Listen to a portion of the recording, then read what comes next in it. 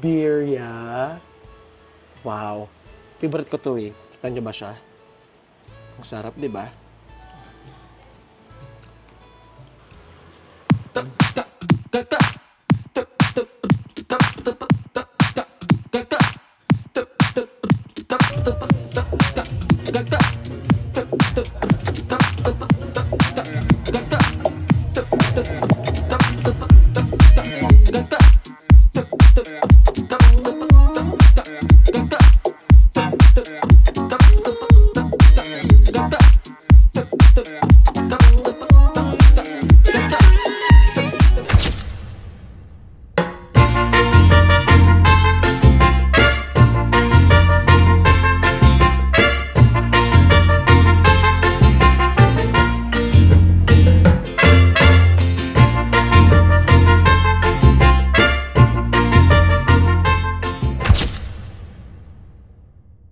Guys, sobrang init. And nandito pa rin ako ngayon, guys. At nakita nyo, pawis na ako. Actually, bumili ako ito ng damit. Sabi ko sa sarili ko, Francis, wala mo tayong unnecessary expenses. So, bumili ako ng damit, bumili ako ng underwear, bumili ako ng short, bumili ako ng shades. 3 shades ko, be. Oh, diba? Nakapogi. At saka, bagay siya sa gupit sa akin. Well, anyway, andito ako ngayon sa isang restaurant kasi wala pa akong mahanap na street food. Sobrang init. Piling ko na sobrang init. Hindi sila nagtitinda. Hindi sila mayang gabi na din. So, kakain muna tayo dito ng ating lunch. Umorder ako ng burrito at saka ng birria. So, tara, tingnan natin paano nila i-prepare dito.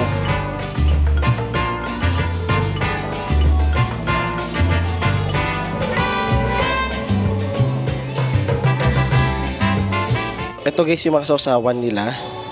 Ayan. So, dito na guys yung pagkain natin. And ito yung ating birria. Wow. Favorite ko to eh. Shout out kay Ate Jenny and Dave. Kay Kuya Dave dahil sila yung laging nagluluto ng birria doon sa Missouri. Thank you so much. So, itong birria nila is 30 isa. Parang mahal pala login. 35 isa, 90 tatlo. Kala ko 35 isa. 30 isa, 95 tatlo. So, tarting ko dati. Lagyan natin mo ng rojo. Ito yung red sauce nila. Ayan o.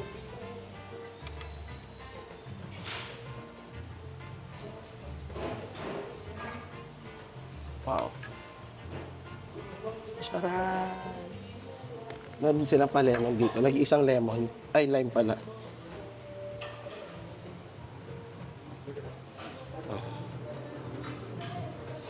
Wow.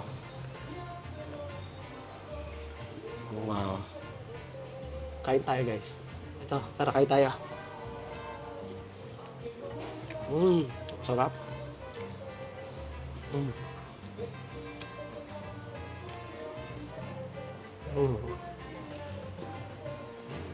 Sobrang sarap. Ito yung isa sa paborito kong pagkain talaga sa Mexico. Actually, person ko siya matikman. Pero favorite tong, isa sa mga favorite kong Mexican food. Gracias.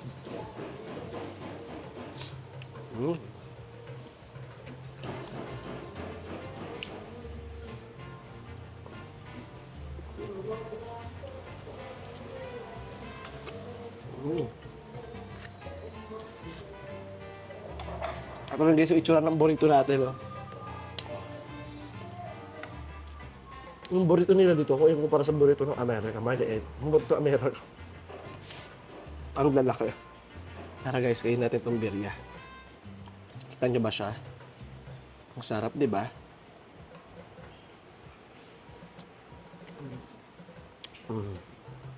Dati ayoko ng lasa ng cilantro. Pero sa pagkain nila, it really blends well. Na parang, okay pala siya lahat.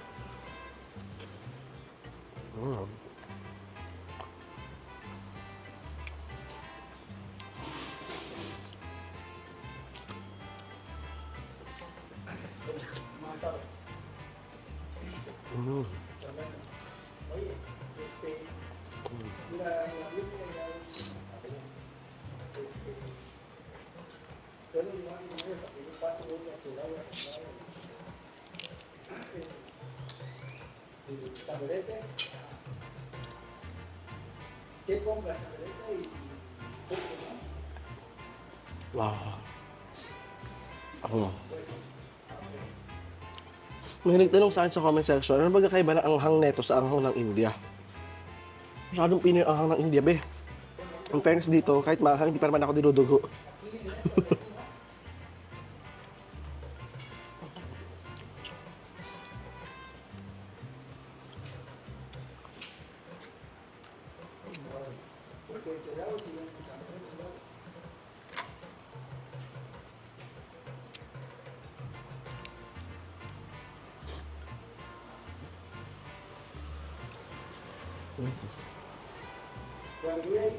Ang sarap sa birria. Masarap yung meat niya. Masarap yung sarsa niya. Parang kumakain ng pares. Pares. Wow.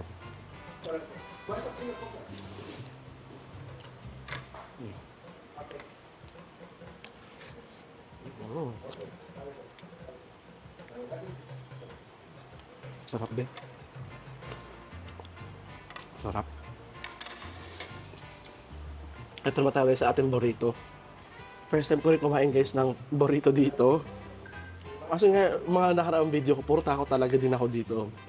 Basta kumbaga lahat ng makinain ko dito, puro first time. Ang inuulit-ulit ko lang mga tacos. Itong burrito medyo mabigat kasi meron siyang kanin. So, ayan siya, oh. May kanin, may meat. Tsaka chicken siya. Ako pumili din nito.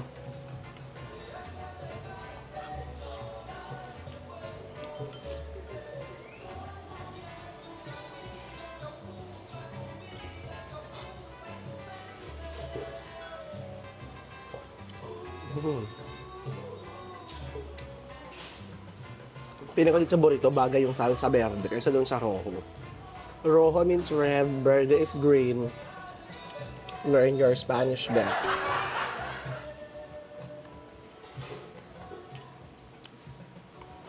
Nakita niyo ba yan?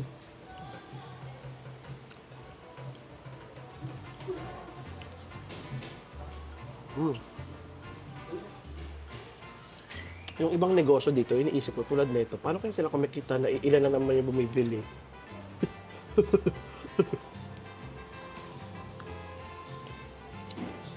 Yung late sila magbukas, tapos ang aga nila magsara. Para kayo, gusto niyo po ba kumita?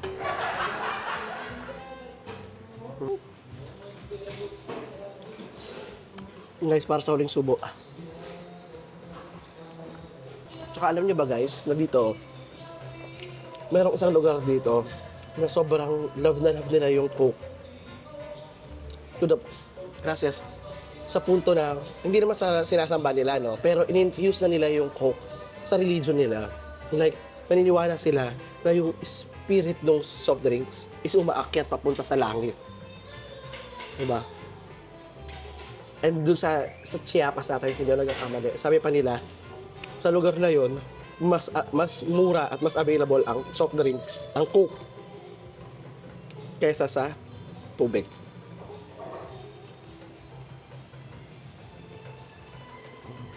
Akala na ibang foreigners, sinasamba nila yung Coke, hindi. Dahil lang doon sa may espiritu. Tsaka ayun yung inaalay nila sa Diyos nila. Bayad na ako dito.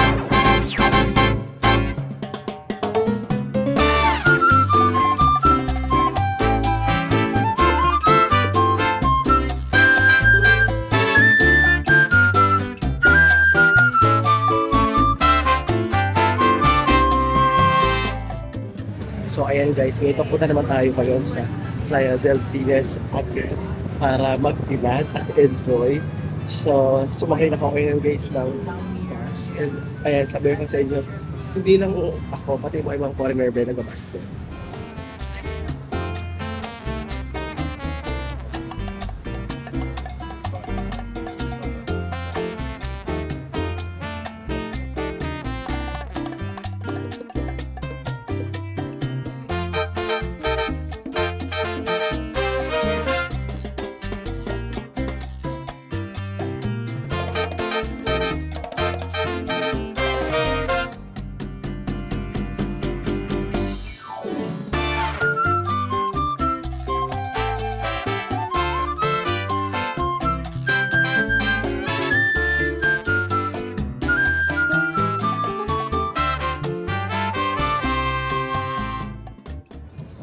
makita nyo naman guys, gano'n ka-relax lang dito sumakay sa content vehicles.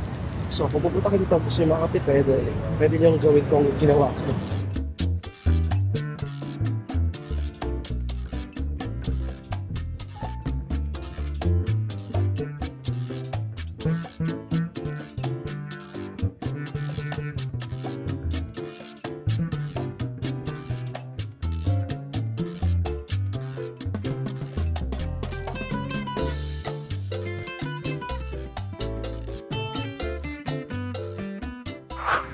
So ayan be, katatapos ko lang ngayon mag-bonding with myself dito be sa beach. Dito tayo be sa Playa Delfines.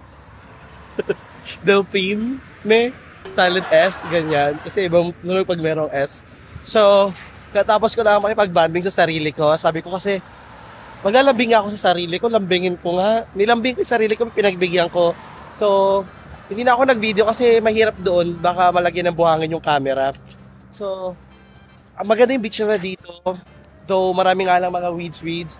Kung gusto nyo makapag-swimming doon sa mga mas magaganda, like exclusive beach, I recommend Cana. Parang Kahana or Cana. Cana ata. Tapos, babayaran mo lang siya ng mga nasa 1-2 Mexican pesos. Tapos, consumable naman na yun ang pagkain. So, pwede ka lang mag-walk-in doon. I-Google map mo na lang. Ako ayoko ba gumastos. Kasi sabi ko parang saglit lang naman ako. Tsaka busog na busog ako. Gusto ko lang mag-bilad at mag-swimming saglit eh. Ako para hashtag kissed skin. Tsaka hindi naman porket laging nagbabaka so kailangan gumagastos. So, i-imbibe niyo sa sarili niyo. Kasi nga sabi ko sa sarili ko, unnecessary expenditure, di ba? Ang dami ko nang ginastos. So, tigil na muna tayo. So, kailangan mag-enjoy na muna tayo yung mga lakad-lakad lang, tingin-tingin lang, mga ganun lang, hindi mo nagagastos. Anyway, ngayon guys, naghahanap na ako ng bus na sasakyan ko pababalik dun sa city center. Hindi kasi ako nakastay dito sa mga sala-salang lugar. Sa city center lang ako. Alam mo, simpleng tao lang naman ako, simpleng mamamayan, maganda lang, ganyan. Wag nang pumalag. Wag nang pumalag. So, ayan guys, masabi ko sa inyo, kung gusto nyo pumunta dun dito, gusto nyo lang simple lang din, pag-stay kayo sa mura lang, pwede kayo mag-take ng public transpo, and madali na may public transpo, kayo matakot, magtanong lang kayo sa mga tao, sa mga receptionist, sa mga waiter, kasi sila nakakapag-English, tapos bibigyan na nila kayo ng idea, huwag kahit hindi nyo siya overplan. Alamin nyo lang yung mga gusto nyo puntahan, ano yung gusto nyo, kung gusto nyo dito mag-relax, kumain ng Mexican food, that's what I can advise sa inyong lahat. So ano guys, magkita lang tayo later. Sobrang ganda ng beach.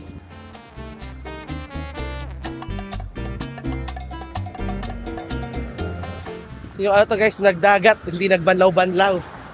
Oo. Tarado na kasi yung banyo nila banlawan, parang feeling ko stress lang. So ayan guys, bumili ako dito ng agua horchata. So meron tayong agua horchata.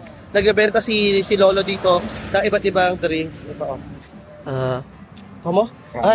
Jamaica. Horchata tamarindo. Ayan. Jamaica. Gracias. Gracias. So ayun guys, pinakita ko lang naman sa inyo. Yun yung binibenta niya. Sa halaga ng 30. Si Daddy actually siya, taxi driver. Katsikahan ko siya andyan sa tapos sabi ko, pabili nga dahil ng uhaw ako dahil sobrang init. Diba? Mucho calor. Mucho. Hay que hidratarse con agua. Sí. Está buena la de Jamaica. Aha. Hidrata, la Jamaica es buena. Sabi niya, it's good daw. Jamaica. Jamaica? La preparas en agua. Hierve la hoja y ya le sale el color rojo. Ya nomás les echas un poco de azúcar. La rellenas. Listo, gracias. So, ito na ni Lolo, ano daw yung mga ingredients noon, mga galing daw sa halaman, mga prutas, tapos kinatas, nilagyan ng asukal, charan, ito na siya. Maganda daw to pamatid sa uhaw dahil mainit daw ang panahon. Ganda guys, so. Dapat ganito, simple lang, simple life. Ganyan. So ayun guys, dito na tayo malapit sa may Hard Rock Cafe. And dito, isa rin itong pinakasikat na location dito, ang Coco Bongo. So karamihan sa mga kilala kong Pilipino nagpunta dito, sasabihan nila ako na, "Babe, magpunta ka sa Coco Bongo." To be honest, hindi ko alam anong meron dyan, kung anong show yung meron dyan. Sa harap ko naman, andito yung kanilang flea market. So, tiyangge-tiyangge, bilian ng mga damit, souvenirs, and everything.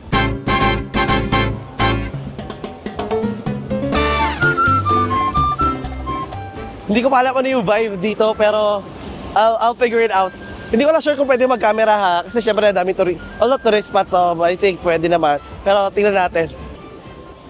So, dito tayo guys sa may forum. Ingat-ingat muna tayo dito guys.